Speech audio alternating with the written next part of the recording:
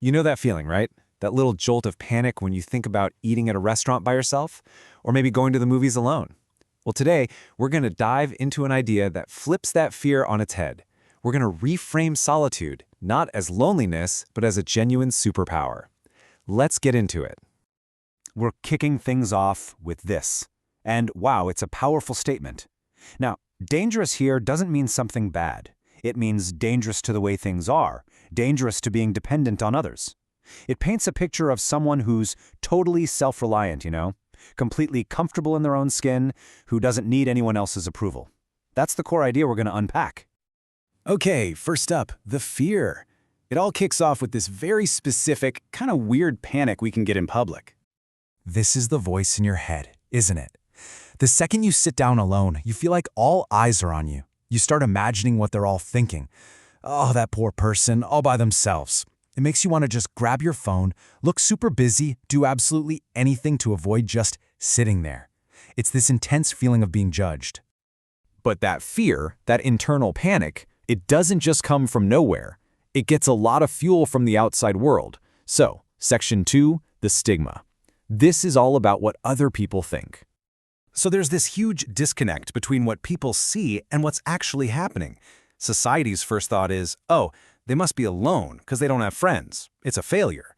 But the real truth, the empowered reality, is that it can be a deliberate choice. And that's what's so powerful. It's not about them pitying you. It's the fact that you don't need their company to be okay. So how in the world do you break through a fear like that? Well, sometimes you don't actually choose to. Life just kind of forces you.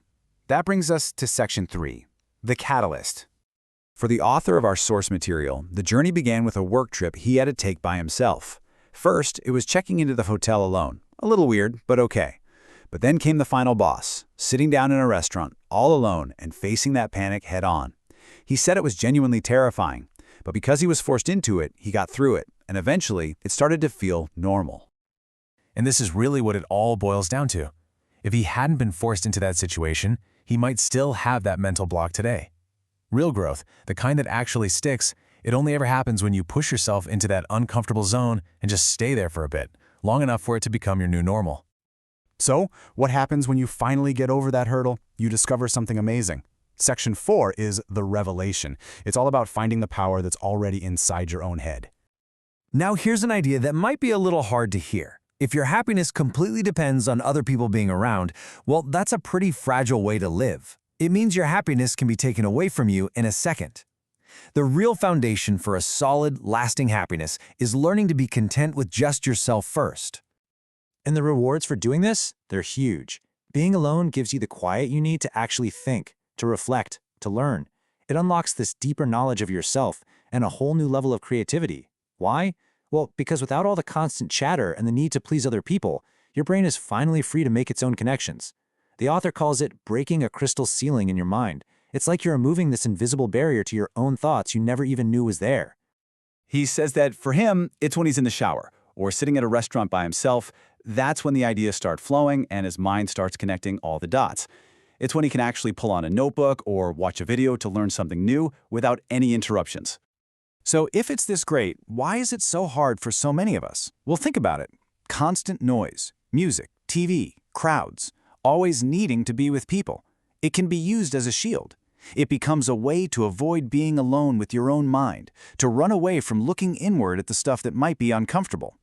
Knowing all of this really leads us to one final place, a direct challenge for you. So, Section 5, the challenge. Do you dare? It really comes down to this simple but really powerful question.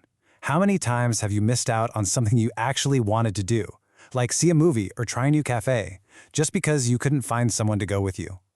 You're basically letting other people's availability control your life. So, the call to action here is pretty straightforward. Just try it. Next time there's something you want to do, just go do it. By yourself, and don't hide behind your phone the whole time. Just sit there, be present, look around, and just see how it feels. It might be a little weird at first, for sure, but it's such a powerful exercise in becoming more self-reliant. And that leaves us with one last thing to ask ourselves. We all know people who fill every single second with noise just so they don't have to be alone with their own thoughts. The real question is, are you one of them? Or are you willing to embrace the silence and find out what kind of power is waiting for you there?